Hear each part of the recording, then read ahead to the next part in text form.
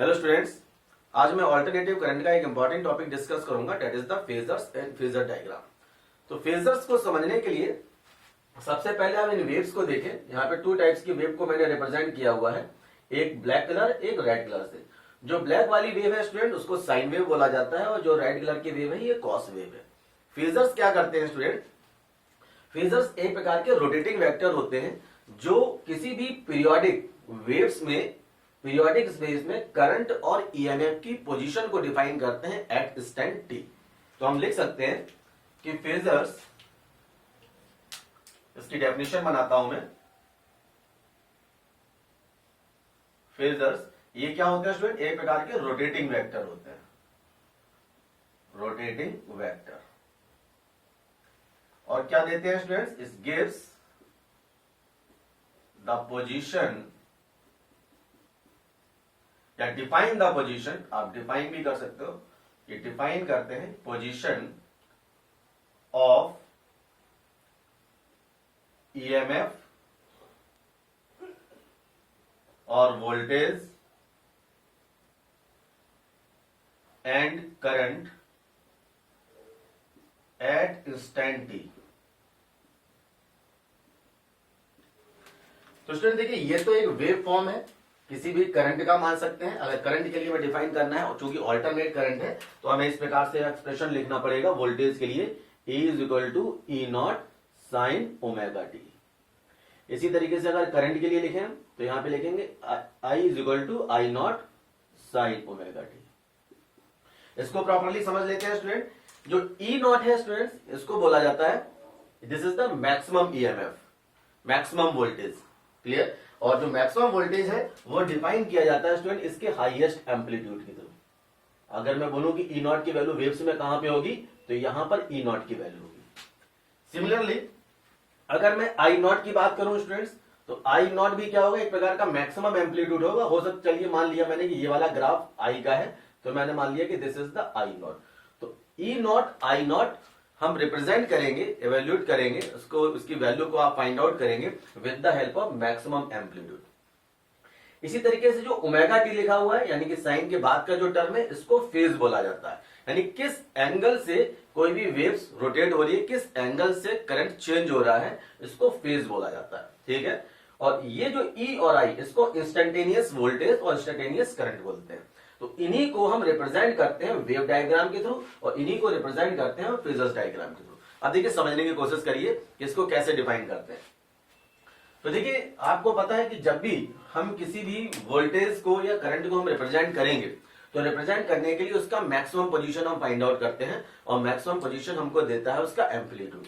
तो अब आप देखिए, ये वेव डायग्राम है जहां पर इसका मैक्सिमम वोल्टेज आ रहा है इस पोजीशन पे। तो अब देखिए, ये एक प्रकार का रोटेटिंग वेक्टर, मैंने पहले बताया कि ये एक प्रकार का रोटेटिंग वेक्टर है, और रोटेटिंग वेक्टर ये मूव करेगा एंटी क्लॉकवाइज कुछ इस तरीके से।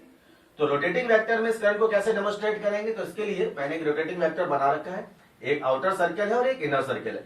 इनर वाला जो सर्कल है वो रेड के लिए, और आउटर वाला जो सर्कल है वो ब्लैक के लिए बना रखा है। तो अब देखिए, इसका पीक पोजीशन क्या है?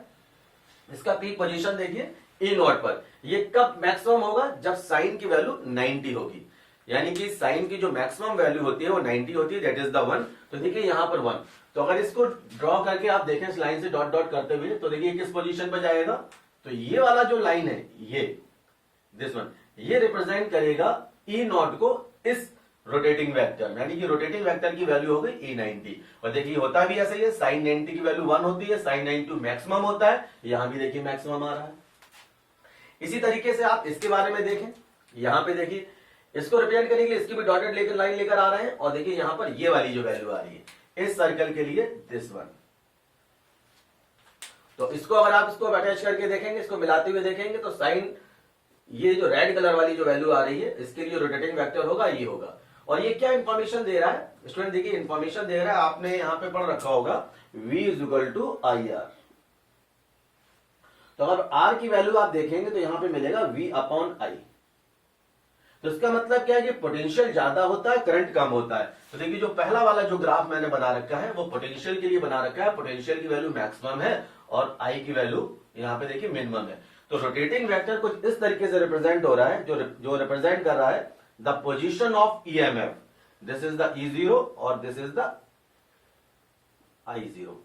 इसका मतलब क्या है कि एट हाईएस्ट पोजीशन पर, हाईएस्ट पोजीशन पे, मैक्सिमम पोजीशन पे जो E0 है यानी कि जो वोल्टेज है वो लीड करेगा करंट से। और यहां भी देखिए जो वोल्टेज है मैक्सिमम है, I लेस है, इसका मतलब वोल्टेज लीड करेगा करंट से। तो ये देखिए लीडिंग पॉइंट दिखा रहा है।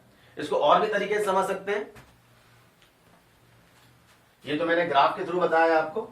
अब मैं आपको एक एक्सप्रेशन के थ्रू बताता हूं कि मान लीजिए इन्हीं दो इक्वेशन का मुझे रोटेटिंग वेक्टर ड्रॉ करना है। तो ये देखिए कैसे ड्रॉ करेंगे। आपने देख रखा है जो इक्वेशन लिखी हुई है E equal to E0 sine omega T. तो जो E0 होता है स्टूडेंट, ये वाला, ये तो मैक्सिमम वोल्टेज होता है, ये मैक्सिमम करंट होता है, और ये एंगल है ओमेगा टी। तो इस ओमेगा टी में अगर मैं +0 जोड़ दूं कोई फर्क नहीं पड़ेगा, +0 जोड़ दूं कोई फर्क नहीं पड़ेगा। ठीक है, तो आप कोई भी एक एक्सेस बना लें। यहां पर मान लीजिए मैंने ये एक्सेस बना लिया इस तरीके से। ठीक है, ये आपका एक्स एक्सेस हो गया, ये आपका वाई एक्सेस हो गया, 0 हो गया। ठीक है, तो अब देखिए स्टूडेंट्स होगा क्या कि आप देखें यहां पर कि E0 यानी कि जो मैक्सिमम वोल्टेज है उसका जो एंगल है वो 0 है। तो ये 0 एंगल है, इसका मतलब ये 0 लाइन पर ये वाली जो वैल्यू आएगी दैट इज द E0। इसी तरीके से I भी देखिए 0 एंगल पे है, तो उसके जस्ट पीछे रहेगा ये हो जाएगा I0। कुछ क्लियर हुआ होगा आपको। एक और एग्जांपल देते हैं, आपको समझ में आएगा आपको। अगर मान लीजिए मैं आपसे कहूं, इन दो वैल्यू को चेंज कर देता हूं, ओमेगा टी ये एक प्रकार का फेज है जो एंगल डिफाइन करता है। मैंने कहा यहां पे -45 +45 -45 डिग्री। कैसे रिप्रेजेंट करेंगे, देखिए एक्स एक्सेस लिया मैंने यहां पर, और 45 का मतलब ये देखिए रोटेटिंग वेक्टर ऑरिजिन से किस एंगल में जा रहा है, इस तरीके से। तो आप भी देखिए ऑरिजिन से इस तरीके से आप इसको डिफाइन करेंगे। ठीक है ना, तो ये हो गया आपका E0। हमेशा मैक्सिमम रिप्रेजेंटेशन किया जाता है।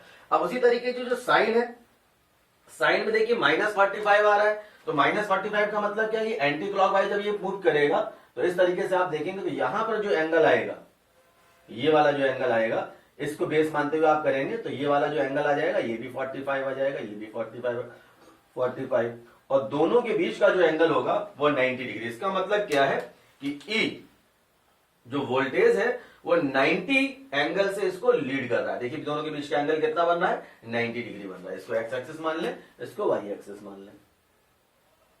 इस तरीके से हम किसी भी फेजर को, किसी भी वेव्स को फेजर डायग्राम में कन्वर्ट कर सकते हैं। और एग्जांपल लीजिए, मैं और एक एग्जांपल देता हूं आपको, थोड़ा सा टेक्नोमेट्री यूज हो जाएगी।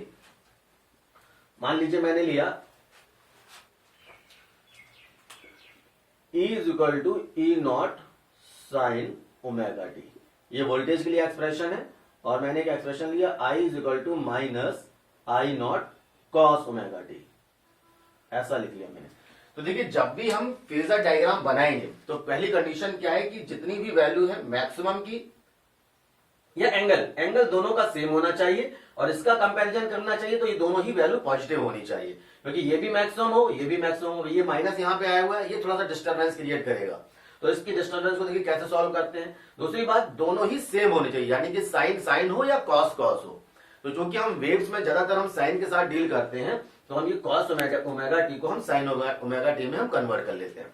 तो ये कॉस ओमेगा टी को कैसे कन्वर्ट करेंगे, आपने पढ़ रखा है यहाँ पर sine 90 minus theta is equal to cos theta. तो इसको यहां पर आप यूज करेंगे कि I is equal to I0 sine 90 minus theta की जगह क्या आ जाएगा, ओमेगा टी। तो देखिए ये चीज बन चुकी है, यानी कि साइन में आ चुका है। अब ये माइनस आ रहा है स्टूडेंट, इस माइनस को भी अभी इसकी प्रॉब्लम को भी शॉर्ट आउट कर देते हैं, और इसकी प्रॉब्लम को शॉर्ट आउट कुछ इस तरीके से करेंगे, इस एंगल को रोटेट कर देंगे, ओमेगा टी माइनस π/2 ऐसा लिखा जा सकता है। बताइए स्टूडेंट्स, माइनस का मल्टीप्लाई हो जाएगा यहाँ पर, तो यहाँ पे -90 हो जाएगा, ये प्लस हो जाएगा, तो ओमेगा टी माइनस π/2। अब देखिए इसका ग्राफ प्लॉट करते हैं रोटेटिंग वेक्टर में। तो देखिए ये लिया मैंने एक्स एक्सिस, ये वाई एक्सिस। सबसे पहले इसके लिए देखिए किसके साथ किसके बीच में प्लॉट करूंगा, this one and this one. तो यहां पे देखिए E साइन ओमेगा टी, इसके साथ में एंगल कौन सा है, बड़ी आसानी से बोलेंगे सर इसका एंगल जो है वो है 0, तो ये बन जाएगा E0 आपका मैक्सिमम। ठीक है, अब देखिए यहां पर -π/2 आ रहा है, तो -π/2 आ रहा है, इसका मतलब क्या, ये रोटेट होते हुए कुछ इस तरीके से आएगा, ये 90 तो ये -90, तो यहां पर ये वाला जो एंगल हो जाएगा दैट इज द I0, इनके बीच का एंगल I0 हो जाएगा।